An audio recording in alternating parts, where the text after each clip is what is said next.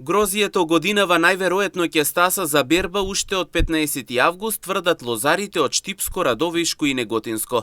Вела дека причините се високите температури, но и сушата со која повторно се соочуваат лозијата. Според нив годинава е слична како и минатата, кога имаше помалку дожд и многу топли денови.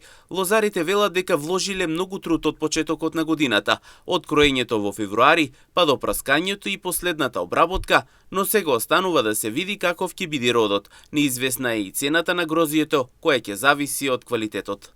Лојсто што 20 август се бере, почина се бере. На вас суша може и 15 ќе биде.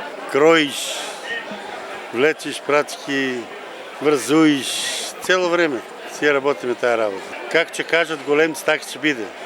Може и без пари да ни го земат, од кај земат.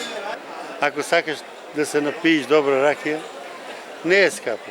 Лозето до 4 пат е испрскано и сега треба уште еднаш да го испрскаме и ако се чува Господ, да почнеме да бериме. Па ќе видиме сега како се каже времето. Има лоша година се погоди. Капка не падна во тоа. Ама не го сакат. Под друмите не го сакат црното грозде. Што да му правим? Ѓубре. Вештечко. Тоа и да ореш да работиш.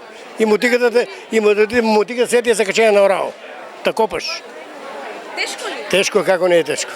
Најголем дел од грозието лозарите го продаваат на откупувачи и винари, но дел од нив и понатаму го преработуваат дома. Од грозието прават домашно вино, ракија, а традицијата ја продолжуваат и преку подготовката на маџун. Ракија, вино, маџун од гројсто, 60.